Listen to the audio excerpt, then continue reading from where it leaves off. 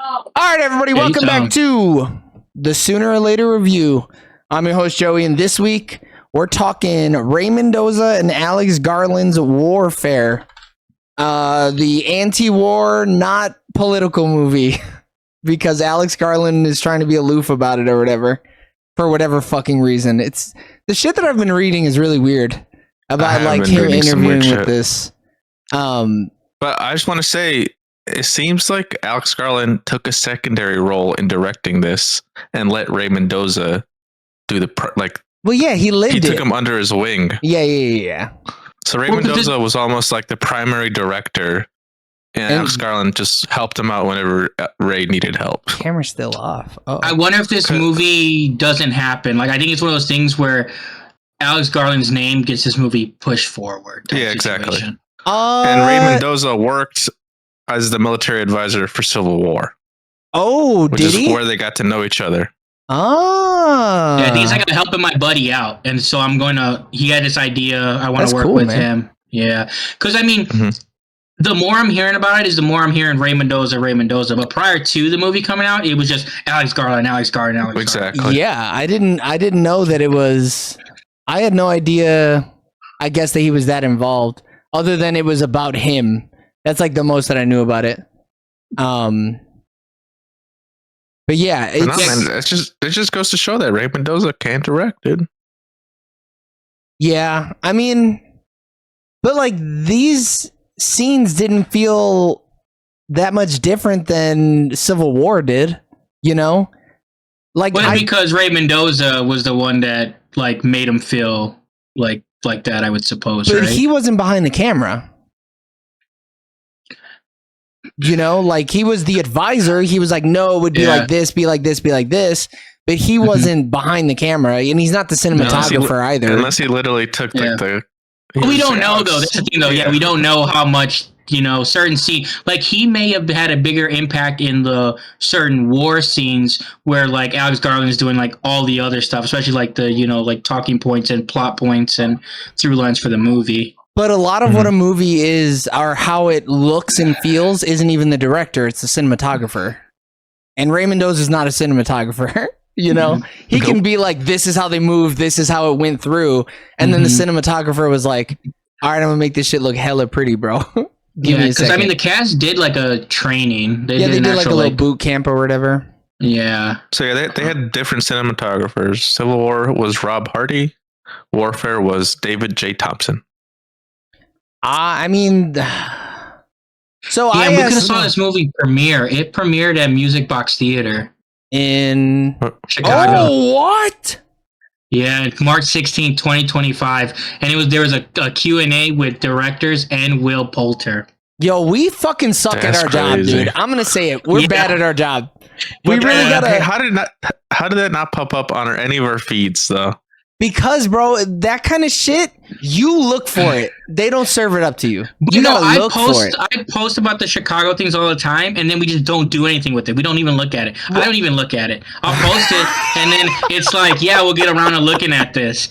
And then we'll see we missed a whole fest that was like, we'll be like, oh, man, there was just this thing in Chicago. We'll post something in January. It's in February, and then we figure out in March. Some things, though, are just like things that are completely out of the realm of possibility for us, because you got to fucking go to a screening at noon on a fucking Monday, and I ain't got Mondays off at noon. You know what I mean? But it was March 16th, too. What day is that? It was probably like a Thursday. It wanted to be a Tuesday. It was a Sunday. Sunday. Oh, yeah. Well, I would have made it. That would have been the whole podcast, is us fucking glazing Will Poulter. So, dude, the way you had a fucking panic attack was really cool, man. I love the way you acted through that. Hey, dude, the way you said, "Oh, my bell's rung, bro. I can't do this shit." My fucking bell's rung. I'm fucked up. He said, "You concussed in a punctured lung or something." My man was going through it, dude. The way he was breathing was fucking crazy. He didn't even get checked. Nobody even fucking blood checked my man. That's crazy. Towards the end. Well, yeah, but he could have been dead by then, he man. If he had eternal bleeding, he would have died already. Yeah, he'd have been dead. And then old boy from Glee and Riverdale would have been the man out there, even though he already was the man out there. Straight stud. So James, Eric and I went to go see this because Eric was up here for Collecticon. We made a hit short in TikTok, so make sure you go watch that. And after the movie, I asked him which one he thought was better, this or Civil War.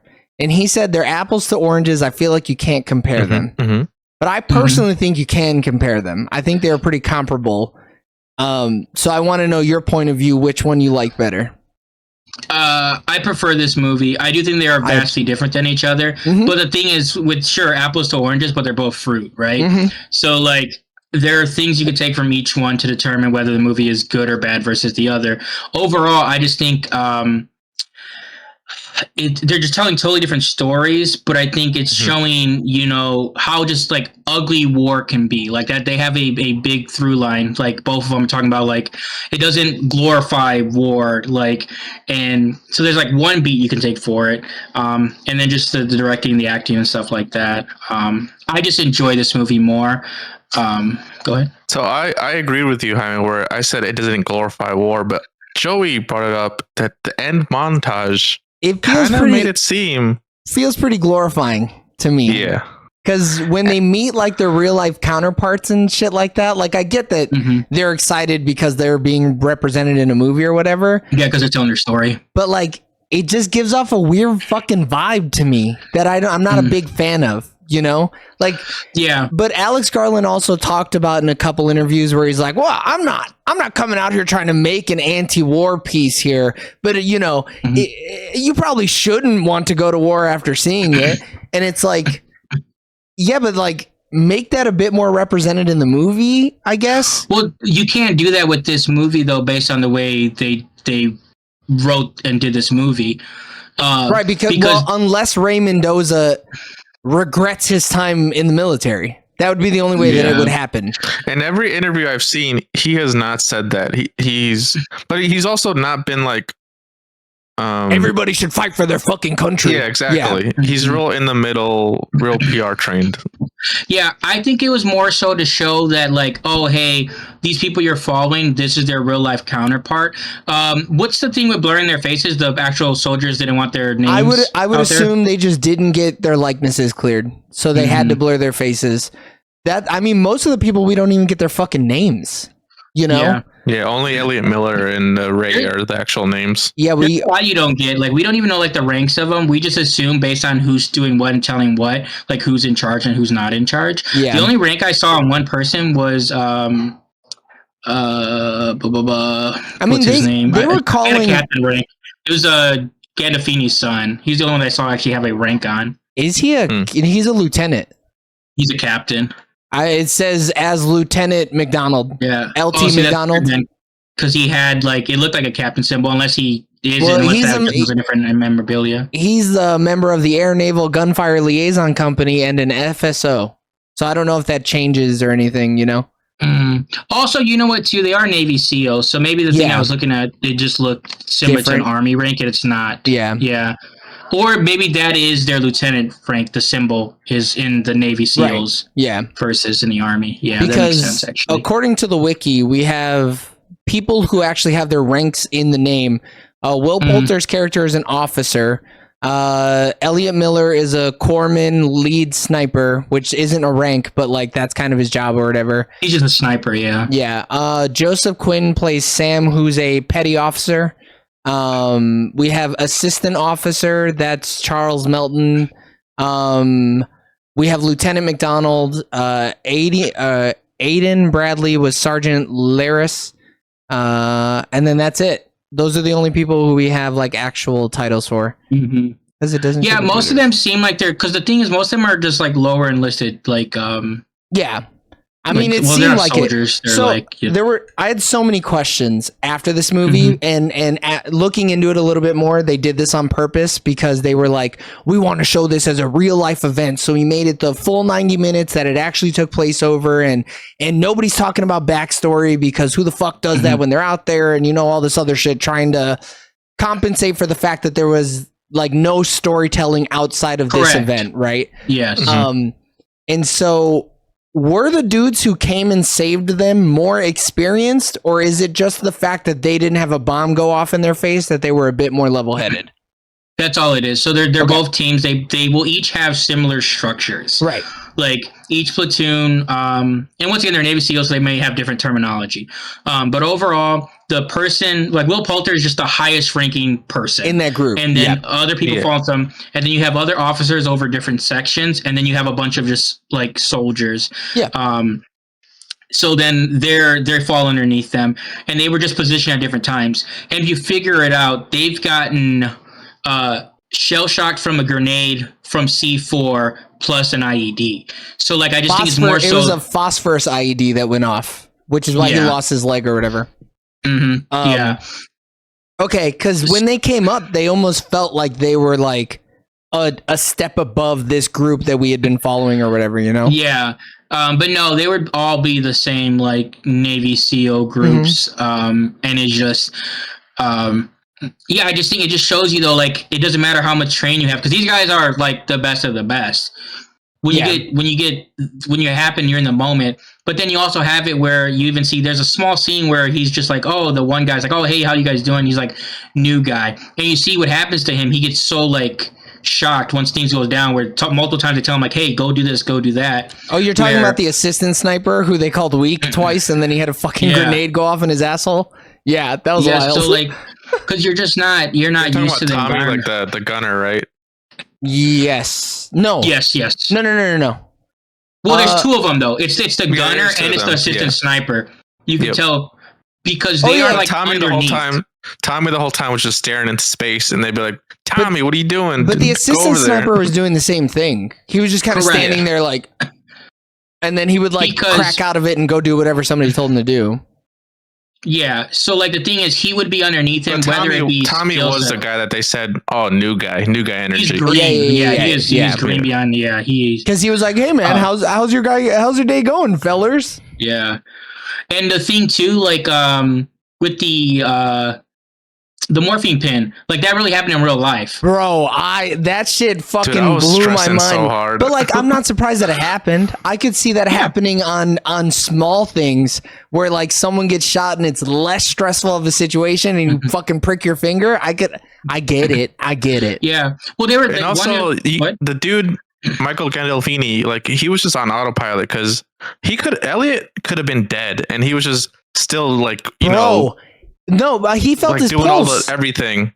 I mean, he did the right thing. Gandolfini felt his pulse. Was it? No.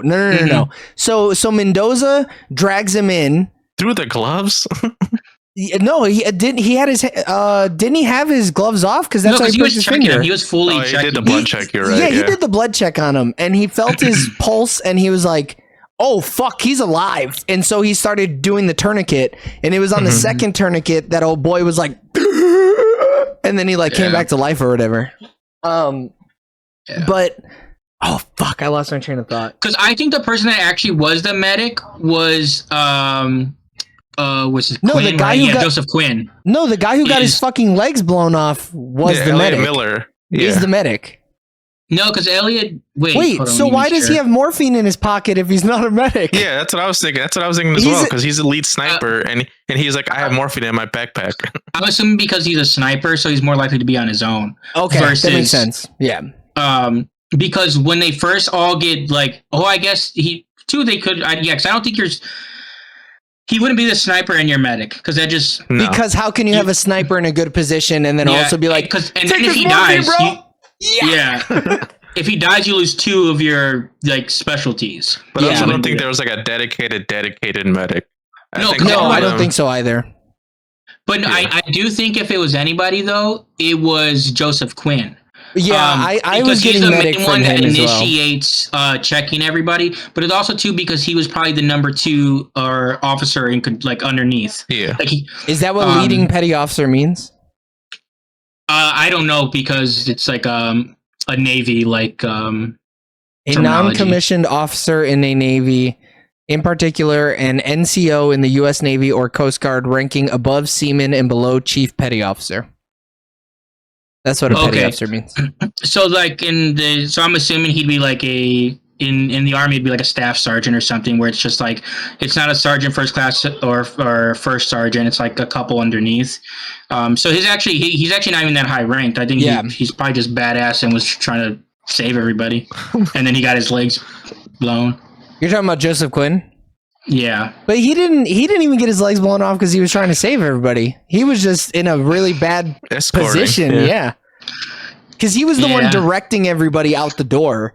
I don't even know, like, I'm not sure how he ended up so close to the bomb either, though, because he was the one making sure everybody was moving properly. And then he had to have, like, sprinted to the front of the line to get his legs blown up.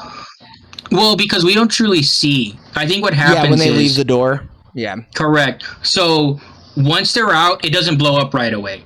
So then I think what they're doing is they probably moved across the tank facing them towards the left of it, and they started pointing their rifles across the street because that's where they were. Yeah. So I think what happened is the other guys crossed it, Fareed and Noor. It. Yeah. Yeah. Oh, wait, no. Interpreters. The interpreters, though, they let them live, right? Is what you're saying? No, the one interpreter dies, like blows up. Oh, does he get blown up? Yeah. Okay. But I think what it is, though, because they wouldn't go and start guarding another position. They would just go out there. They're like, okay, we're standing by the truck. Yeah. And I think the other soldiers spread out. So that's why all of them don't get blown to shit. Okay. But since he was towards the end, he's making sure he's getting into the actual tank. Right. So, because they're the last couple people. Yeah. And that's just my assumption on how it probably went down. Like, I don't know. Like, but it's because the movie also, too, it's. I guess even in that moment, they probably don't even really know what happened.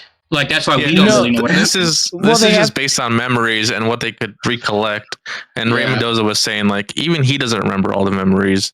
And it was a lot of interviewing the people that were in this mission. And, like, just, like, they couldn't remember probably. They're like, oh, I don't know how that happened. I mean, especially because they legit said Elliot Miller has no recollection of this event. At all? Like, he like, forgot what happened. I mean, I'm not surprised. And that's partly why Ray a grenade and an IED. Yeah. And that's partly why Ray wanted to make the movie initially. Was to get a timeline together of what happened on this mission. Yeah. Well, what's interesting is the reason why I don't think like it glorifies anything too. I feel like normally in movies like that, when they start showing everybody, they'd be like, "Oh, such and such got the bronze medal. Such and such got this. Such and such got this." These people didn't get shit. These people went on this mission and lost their legs. 2 of them got blown up for nothing.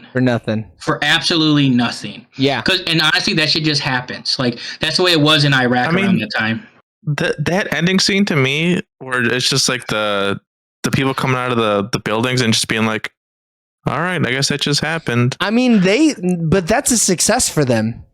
Yeah, 100%. They killed they killed for sure one American. They probably were like, we mortally wounded another 2 of them, and they're not here anymore. That's a fucking good day's work. But also, they're an invading force. I would also be like, that's a good day's work.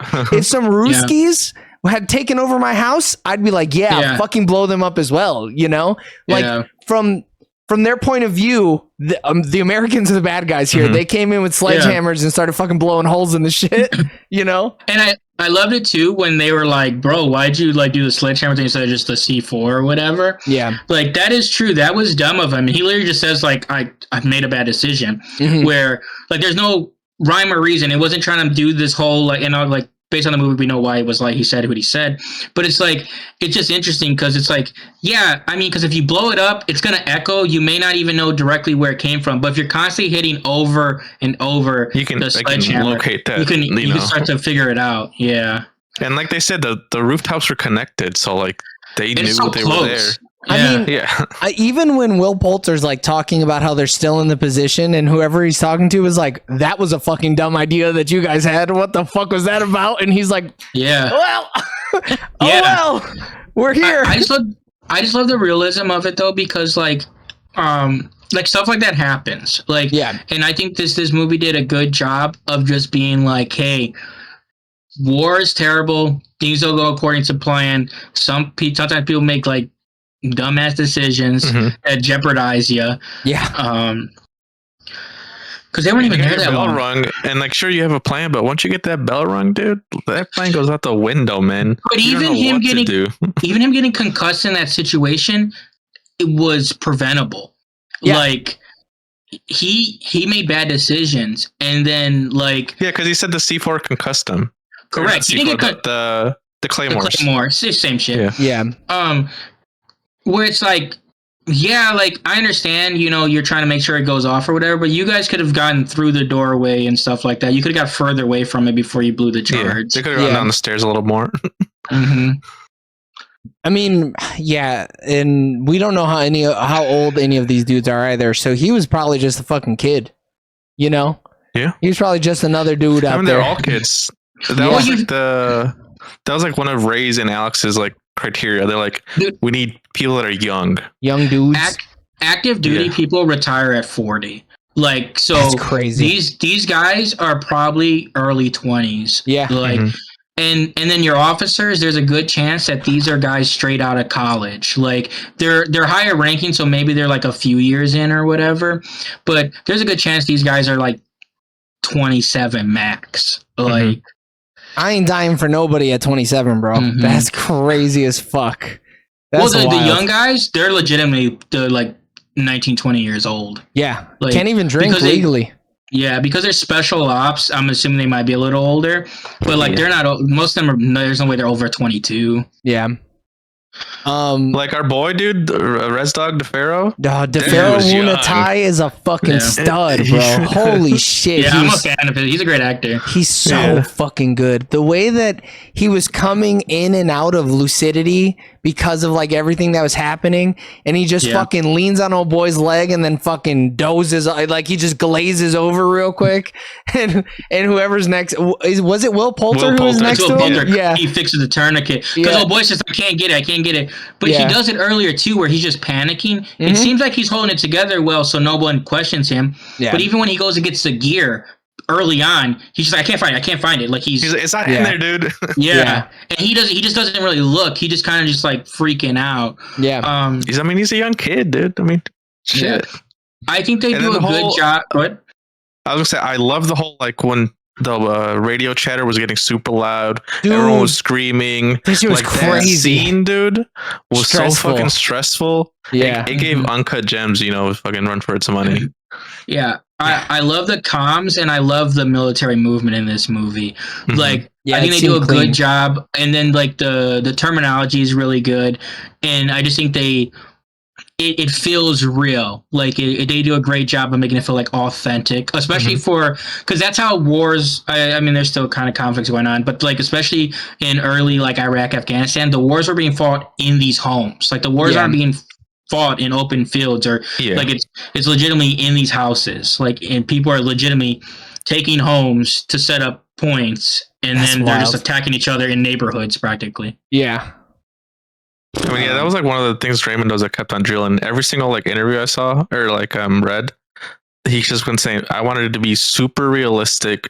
I wanted this to be for the veterans, essentially. Yeah. Because he was getting sick and tired of like movies doing it wrong. And he was like, you know what? I need to direct a movie and do it the way it needs to be done. Yeah. And what's interesting too is just like because that 100 sort of happened when the first Bradley gets like damaged or whatever. The United States would 100% do that. They would be just like, be hey, like, you're fucked, big dog. They'd be like, we cannot send in other equipment to the risk of it getting damaged. They also so they also do two things when they go recover the equipment. It's one, because you can't just leave your equipment, but also two, from a strategical thing. They are on the roof. Yeah. So if you leave any of your gear there, they will acquire your gear. Yeah. But like because even like when we left Iraq and Afghanistan, they like burned and like blew up like a lot of the stuff because there's like it would cost too much to bring it back. So you destroy it. But you can't just leave an active thing. Yeah, it's it. And what's crazy about that though? Like when they retrieved like the sledgehammer and the sniper, they like made sure to have the sledgehammer in the middle of the street. And I guess Alex wanted to be like, that's how little they cared about these lives. They would rather retrieve a sledgehammer and like risk a soldier. Like 100%. Dude, the equipment is more important. Yeah. Crazy. They just left that sledgehammer, dude. That $1 million, tens of millions, I don't know how much a tank is, but it's millions of dollars probably. Was way more important to them. And that's why they had to fake the comms, because an actual person in charge would not have okayed it. They just wouldn't have, because they're like, no, we don't have air support. And then I also don't know why air support was pulled. I'm assuming there was like some other conflict going on. Yeah, that is what happened. Somebody else was also being like ambushed, and they went to them first because their shit started happening first. So they were like, we're going to go over there actually. Yeah, because it was a coordinated attack by, I guess that would be the Taliban at that time. I don't know. I'm assuming the Brave Mujahideen, I think, is what they said in that Rambo movie. Yeah, because like ISIS is after the fact. Like, So I'm pretty sure that is a Taliban that did that. I mean, hey, it was a good effort. My mans were running fucking plays out there, bro. They were looking like goddamn superstars out there in their flip flops and hoodies. But so what I Adidas tracksuits. Yeah, dude. Dude, I've legitimately heard people say like. So when people went to Iraq and Afghanistan like 2007 and later or whatever, people that were in before that went around like 9/11 to like 2003, 2004, when they're like, oh yeah, I was in Iraq, Afghanistan, like, yeah, but you went after we already got all the good ones, because legitimately in like 2001 to like 2004 or whatever, people were dying. Like, I mean, this is 2006. They were strategic. Yeah, this is. And even then. Like, I mean, these dudes were fucking. They had their military down, dude. They had their fucking plays going. Yeah, but like prior to the like 2010s and stuff like that, like they still had it pretty like relatively put together. Like now, if you go to Iraq or Afghanistan, it's just like you can still obviously get roadside bombed and stuff. Yeah, but like there's not these like coordinated attacks. But that's like, left over from the good ones. Yeah, those are extra IEDs just there. Crazy. I mean, but well, that's the best. Go ahead. The thing that was interesting is, so in theory, I'm sure people, I haven't like read comments on it because a lot of people were saying it was like pro war or whatever, and I didn't think so I didn't bother reading them. There's just situations where he finally sees a guy with a gun, and in that case you are allowed to shoot them. Prior to that, you are not allowed to shoot them. Like, but you know, motherfuckers are out there shooting them anyways. Yeah, they saw a little kid with a fucking SpongeBob lollipop and went, "That looks like a gun to me." Blammo. Yeah. But yeah, so like it's crazy though, because like even when he tells him, he's just like, "Hey man, how many times are you gonna let him do that or whatever?" Since he technically didn't do anything, but yeah, he probably should have sniped that dude. Like he called in all those troops, like he called in all those people. They set all that planning up, but because he can be anybody, and there's even certain parts, if it's like farmland or whatever, like because they can have weapons, you can't tell someone in their own country they're not really allowed to have weapons. So there's a thin line where like farmers will have AKs because they're trying to protect their farm from Americans and people in their own country, from wolves. So you can't just like shoot people or whatever, but they should have shot them guys. I mean, they just shouldn't have been there is what they shouldn't have been. That's what they should have been doing, was not being there. Yeah, but the government was sending them in regardless. They didn't really have a say on I don't know. It kind of felt like that was Will Poulter's whole call there. Because the dudes on the phone were like, what are y'all doing? Like, what's going on? Yeah. Why ain't y'all left yet? You know? So, I don't know. They should probably just I think Will Poulter was too worried about it because they're like, we sustained casualties, heavy casualties. No, we need you to come to us. No, but that was before. That was even before they had even caught the grenade, because they were like, he's saying at nighttime when they took the house. Like, okay. Yeah, I'm saying like no. But even in the morning when they called and they were like, "Hey, it looks like there's a ton of dudes like circling our area here. Can we get some like confirmation?" And the dudes on the other end of the line were like, "Why are you guys even still there? What the fuck are y'all doing in this house right now?" And Will was just like, "I don't know." Fuck, you're asking good questions here. I live here. Yeah. I think it's more or less like they're trying to just wait it out. They're probably going to leave at the next night. Like they're like, let's not leave during the daytime. Yeah, and then shit just hit the fan. Big time. It's mainly because of sledgehammer shit. Like, it's really what it boils down to. So I got done slobbing my own knob last night, but I'm going to do it again here because there's a new person here. Listen to this shit guy, man. So we're watching the movie, right? And leading up to the IED, I'm nervous, right? Like my heart's not beating quickly. I don't feel it beating quickly, but mentally I'm like, something's going to happen. I don't know when or what, but I know something's going to happen. Okay. Haven't looked at my watch at all. Right. and then the fucking bomb goes off, bro, and I fucking jumped 6 feet in the air. Yeah. I shit my fucking pants when Did that you bomb jump went off. in? No. Well, yeah, I assumed they were going to get blown up by an IED. he's heard actual grenades go off, Eric. He has totally different life experiences. You know what I mean? Yeah. Like, he's actually felt an explosive go off near him. Whereas, Yeah. like, I've only ever heard it in fucking Modern Warfare. Dude, it's because Marcus has the fucking volume turned down, man. Yeah, that is what it is. But the thing is, it's not even like I knew, like it's not like I was like, oh, something bad is going to happen. I 100% knew they were going to get blown up. Yeah, Like, yeah. it was just a matter of when. When? Yeah. I mean, I also had a feeling it would be an IED, but I think the sound design, it was like, oh fuck. I started checking my own chest. Yeah. I was like, am I okay? Where's my feet? What other movies would have done, they would have given us a visual cue. They would have seen someone step on something. They would have seen something trigger.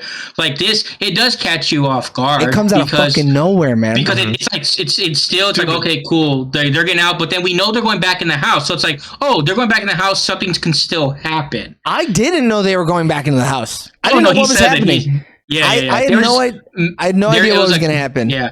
So that Oh guy. yeah, it confirmed, you're right. yeah. Yeah. That they're gonna walk out the injured dudes and then walk back into the home or whatever. Yeah. Yeah. Dude, but Joey said he stayed cool the whole time. So okay, the bomb goes off. I get scared instantly, right? Mhm. So That's a good experience, though. oh, dude, it was the best experience. So I Yeah. checked my watch because I have a Garmin, so it's I have it constantly checking my heart rate. Not I look, sponsored. no big sponsors sponsor me, Garmin. I Please. look at my heart rate monitor. And leading or even, moments after the explosion, my heart rate was at 45 beats per minute. I was fucking Cool, dude. stone cold. Clean. That first 30 minutes, I was fucking stone cold. That bomb went off.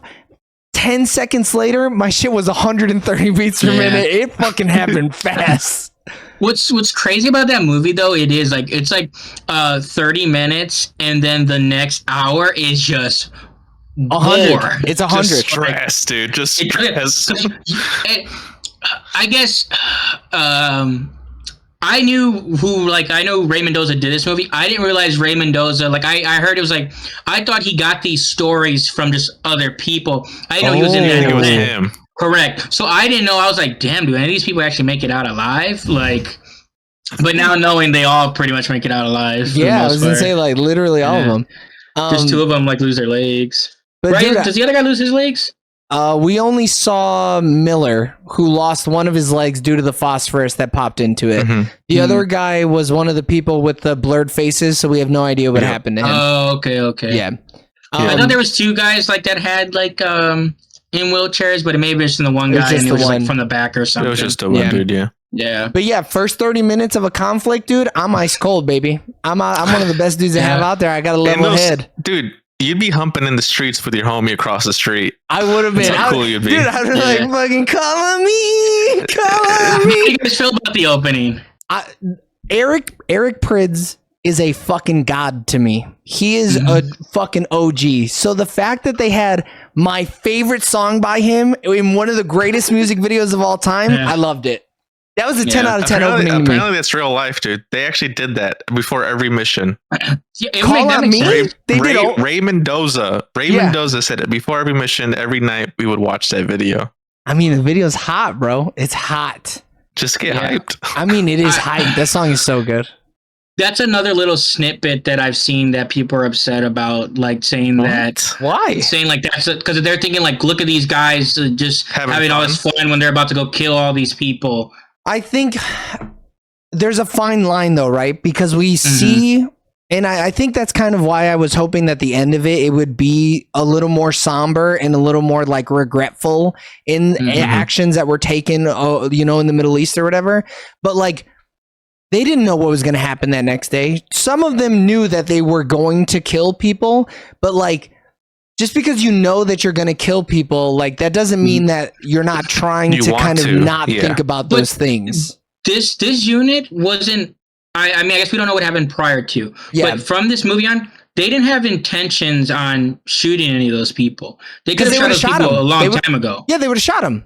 They didn't want to kill those shooting people. them when they got hit with a grenade. Right. Like, and I'm sure some people are going to be like, look at it, making them seem like, you know, the Victims the or Americans whatever. are the victims or whatever. Yeah. But in this situation, for this certain platoon that is a one-off random platoon, I'm not saying the whole war as a whole. We are seeing it from one specific group of people on this one specific mission. I do not think they were like gung-ho to go out and just try to kill a bunch of people. They were there to gather intel. Yeah, that was their primary focus of the mission, I believe. But also, this is coming from a potentially unreliable narrator. We are taking this man at his word. We don't know what kind of sick shit that they did over there, because a lot of people did sick shit.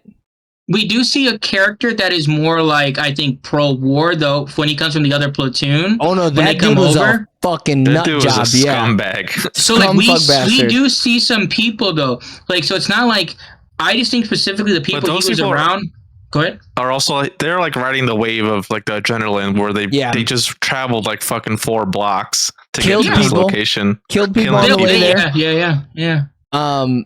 Yeah, I think having those characters is good because it is kind of showing you like, no, these are the kind of guys that you hate. Like the guys that we were following are probably poor people who joined the military after 9/11 and you know, wanted a GI Bill and to protect their country or whatever, you know? But, and then it's that guy being like, you better BTFU, bro, let's go.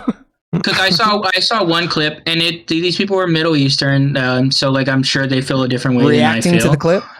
To the thing, and they're like, oh, look at these, oh yeah, feel so bad for these Americans that got their legs blown off for some oil. And I'm just like, see, that's not an okay narrative either though. Like, because this person, like from all, it's not like he wanted to, right? But some people did want to. Some people did want to. You just don't know. You just don't know which ones wanted to and which ones didn't. Yeah.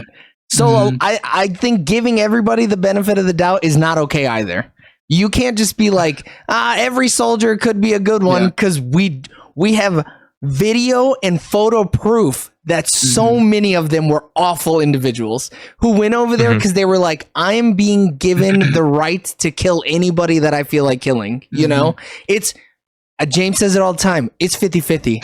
It's a coin flip as to whether or not this person that we're looking at is a bad person or if they're a good person, you know? I do think we get a lot of the negative stuff, though, like it's from the Guantanamo Bay situation versus like what happened in Iraq, Afghanistan. Like, did bad people do bad things? Yes. Did good people do bad things? Yes.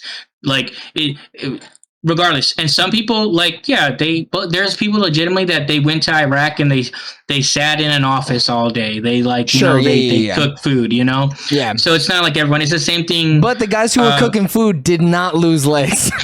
They burnt their thumb on a couple Saturdays worth of fucking beans or whatever, you know? Yeah. So, you know, I think you're right. Wishing that it happened to people is really not great because you also don't know how that man felt after those things happened.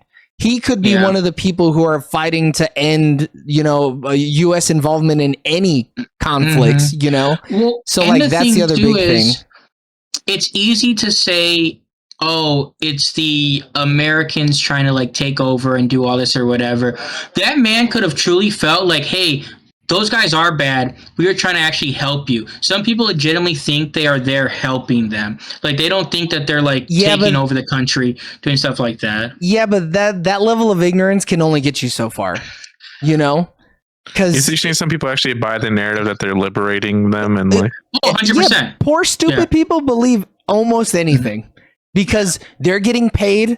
And, you know, they're like, oh, I'm going to be able to buy a house with this stuff. You know, like my life's going to be so much better now because the government's going to help me get through this. And all I got to do is go sit in the desert somewhere. The people up top are feeding the narrative that these guys are evil. Fucking, yeah. It's all propaganda. It's like propaganda is from every country. Like every country does propaganda. when it comes to war, every country is going to like you do propaganda. I mean, because they got to get the pores out there. Yeah. How the people could think this is a pro-war movie, dude. Like, I think the biggest thing for I think most people is that it's not overtly anti-war. It's showing horrors of war, but your main character is still the Americans, which means that inherently the movie wants you to feel bad for the Americans, and they're villainizing the Middle Easterners. You know what I mean? Mhm. Like inherently, because these are our main characters. These are the people doing harm to our main characters. They have to be the villains because these are our good guys. So that implicitly makes it like somewhat not like, anti-war. To me, it's not like Top Gun, where like that one, but that's people are legit pro-war. You know, well, that's the thing. I don't think this movie is pro-war, but this movie's not anti-war. I think it's in the middle, which is fine. I think it's better to make movies like that than even. I guess anti-war movies would be better for some people, but I think 10 of those movies tend to kind of suck. So, like, you know, there's that. But I mean from a anti-war movies win Oscars, though. You know, or get nominated at least. And then they're kind of boring, but like I think we get it. War's bad. Show me fucking somebody blowing up. but like from a actual human being standpoint, yes, of course, like anti-war movies are better. But like those don't sell tickets. I mean, this thing needs to win an award for the sound design alone, dude. I think this is gonna get. I think it'll get nominated. Insane. Does Alec Garland get pub? I feel like he doesn't. What do you mean? Civil War got talked about so much last year. Yeah, that's like his biggest fucking film. For anything? No, it didn't. But that's my thing, though. Like, I also don't know. Talk on the zeitgeist. Yeah. I mean, I don't know. They were, but last year's Oscars didn't feel like a war movie Oscars. You know, it felt like they were going for something at last year's Oscars, and it did not fit the bill. But Civil War would have been a good movie though, because it's more of a It's not really like a war movie. No, war happens in the movie. War is just in the background. But I think what a lot of people have problems with in that movie, and it's kind of translated over here, is that politically it's just so it's trying to be so ignorant that it's like a weird, you know, like the fact that California and Texas would team up against the rest of America is politically kind of deaf. You know, you're almost you're making shit up. You threw dartboards at fucking states, and you're like, yeah, these two states would go against everybody else. So it's weird. In his pursuit of being anti-political or like removing politics from his films, it almost kind of fucks with the tone a little bit, you know? Which is why I'm sure some people are like, this is a little fucking whack, you know? Civil War winning any awards is a joke, says Tobe Terry in the chat. You're fucking wild, brother. Damn. You are crazy as hell. Yeah, the only one, Ex Machina is the only one that got like some serious like and this one has a dance scene, bro. So that's locked down, man. Bro, when they went to the IED, like that shit was insane. Like the noises that were coming off like each character. The sound design is amazing in this movie. The diegetic sounds were fucking so good. Crazy. So good. Yeah. Dude, like the sound on MG made when he was shooting it, but he was still deaf. Yeah. Dude, that sound hit hard. Dude, I loved like you can feel the characters changing as they were like getting like hit. Yeah. Like, you know, as things were going on. And it wasn't like a narrative like the person's motives changed. It was like a physical response change, which was interesting because it's like you literally seen them like look, they were getting PTSD in real time. Yeah, like, we saw it happening, and CTE. Honestly, Will Poulter's brain is fucked. Dude, he got instantly concussed. Like he was instantly concussed. And we see it too because his dialogue changes as it goes more and more. Yeah, like he legitimately gets stupider. Yeah, because he's a stud at first, and then he's like, look for the fucking smoke. And then he de-studs.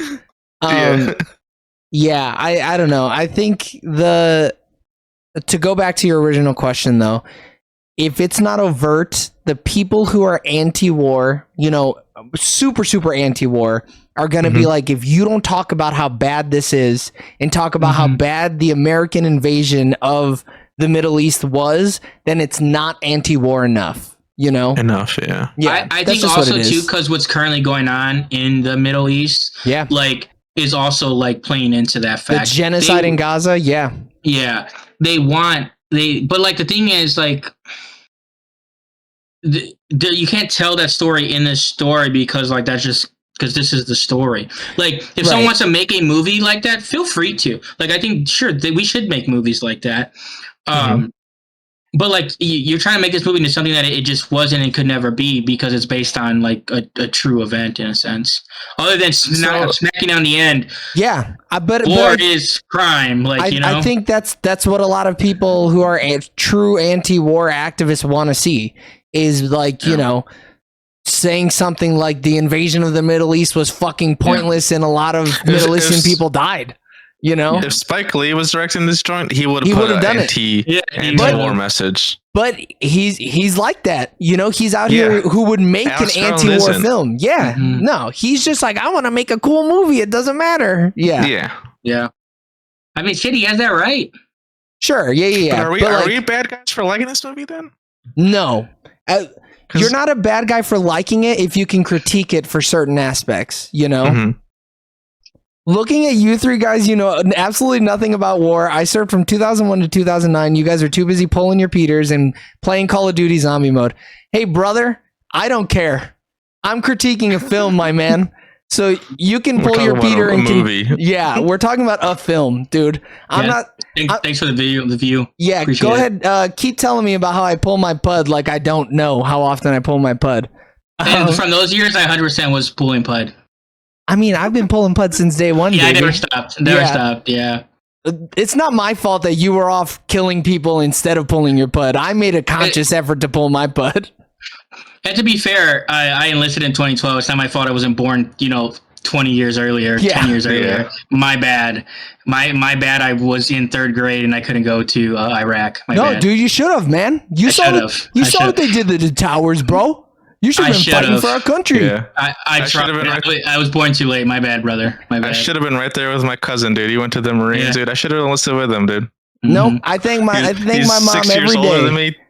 I thank my mom every day that she was like, nope, you're not doing that. I'm not allowing you to do that. And I was like, all right, I don't want to make my mom upset. I'm here for it.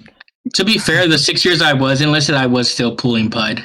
Yeah, if you're not jerking your peanut on company time, you're wasting company time. Toby, what are you doing? Maybe you'd be a happier individual if the peanut got jorked. I'm gonna let you know the federal government was paying me. Wow. I was doing what I had to do.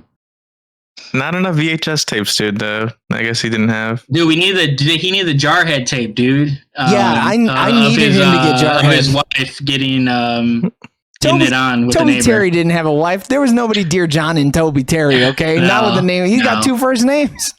Yeah. They kind of like nicknames too. They're not even like good like whole names. His parents didn't respect him enough to give him full names. Yeah. Oh man, this dude came in here trying to act hard and is getting dunked on by fucking 3 losers. What a fucking joke. Tell me more. Never come back. Nah. 3 30-year-olds at that, dude. Shit. Oh, did you know Ray Mendoza? He's fucking 50. He's 50 and got a limp because he fucking caught a bullet to the hip or whatever, and he's bitching at me because I'm critiquing a film or whatever. Fuck this guy. Yeah. He probably didn't watch it at the beginning. We said good things about this film. We didn't even say nothing crazy. I like this movie a lot. This movie's great. This is probably design is awesome. This is a top 5 war movie for me. You know what's crazy? I left Civil War going, I never want to see that movie again. And now I'm leaving this movie going, I never want to see this movie ever again. I just cannot put myself through this shit ever again. It's just too much, man. That's how Garland movies kind of are, though. It's too stress-inducing, man. Like, yeah. He's all about vibes. Mm-hmm. Bad ones. And I can only imagine it being bad vibes. Yeah. And I can only imagine how it is being in the actual event. Not just watching it, No, dude, you can't imagine, okay? Toby said the only thing you can imagine is pulling your fucking pud. Bro, but we were all there, Call of Duty Modern Warfare 2, the No Russian mission. As a kid, we all did that, dude. He's talking like he wasn't deployed during those years and also playing Call of Duty zombie mode, okay? Yeah. I know he had downtime.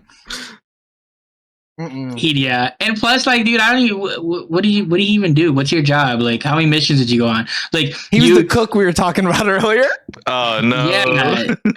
He's gonna be like, no, man, I got a Purple Heart, bro. Trust me.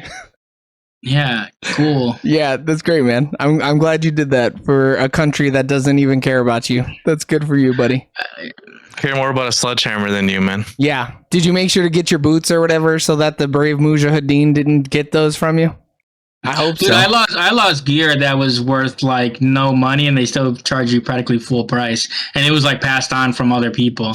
Yeah. All right, I'm gonna let you know they Crazy. care about the gear. They- They care yeah. about a lot. You had holes and shit, and they were like, "No, man, you got to pay brand new prices for that shit, big And dog." then when you bring it back, like I remember I had a camo back that was like I got it dirty. When I tried to turn it back in, they were like, "Oh, it's you can't take this. It's dirty." I was like, "Bro, this is how I got it. I never used it. Yeah.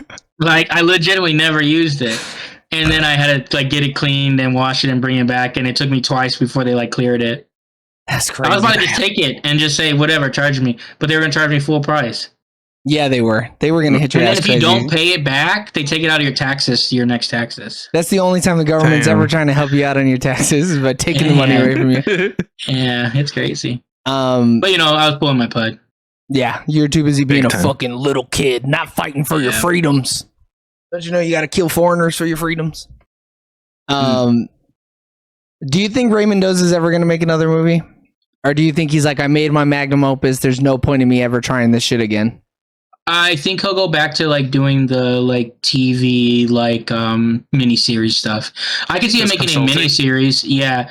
I don't see because he did Did he do anything It's- else? He doesn't even have a Wikipedia page. he did some kind of I think it was like on the History Channel or something. Mm. Do I believe he'll do another movie? Probably not. Yeah. Because I think he served his purpose with this one. At least Yeah. all the interviews he said like, I just wanted to make this one story about told this the one story. event. Yeah. yeah. Cody Rhodes style, he finished his story. Dude, about time, dude. He had to get through the rock and everything, whipping him with a belt, rubbing his own blood on it and shit. Only It's just hard get out beat here. up by Travis Scott is crazy though. To get a fucking concussion. He caught a Yeah. concussion like it was a fucking C4 set off too close to him. You ain't lying. All right, boys. I'm pulling up the shit, so start thinking about a score here.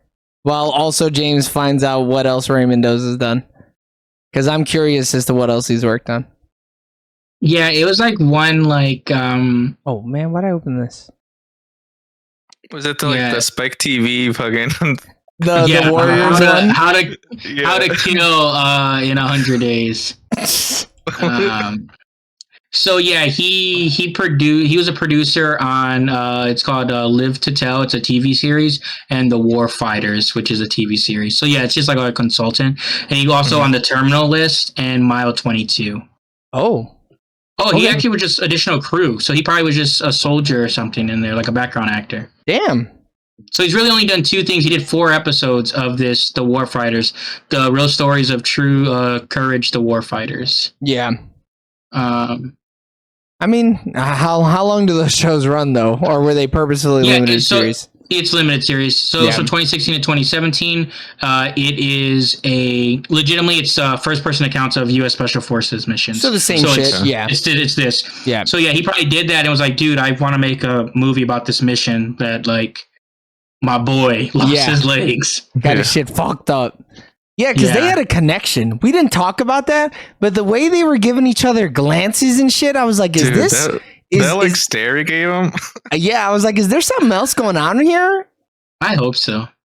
I mean, man. I can't ask and they can't tell. You know what I'm saying? Yeah, yeah, I think it was so don't ask, don't tell at that time. It's don't ask, don't tell right now, isn't it? Didn't reverted Trump? back, didn't it? I think Trump reinstated that, didn't he?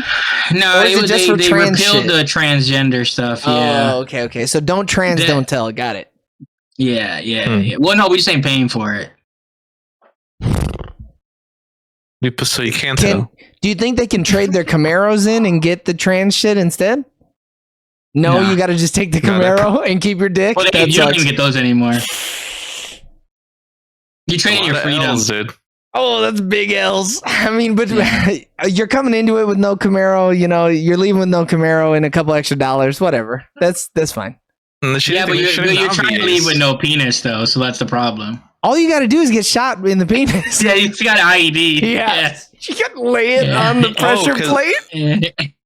Yeah. We didn't talk about it, but there was Phosphorus a dick. peen shot. Dude, we saw Joseph Quinn's dick. That was crazy.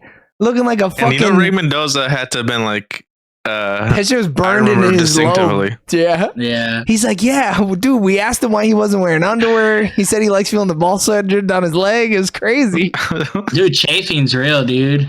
That's why he should have been doubling up on the underwear, dude. The fact that he wasn't is wild. No, I thought you were No, it supposed to creates do that, more dude. moisture, dude. Yeah, but you got to wear the long underwear, though, you know? That way No, it's then all you just... overheat. You're overheating anyways, man. No, they legitimately, you're not supposed to wear compression shorts. Like, Oh, really? They make you take them off, yeah, if it's too because of overheating. Yeah. Damn. I mean, yeah, those bottles of You water... overheated, dude.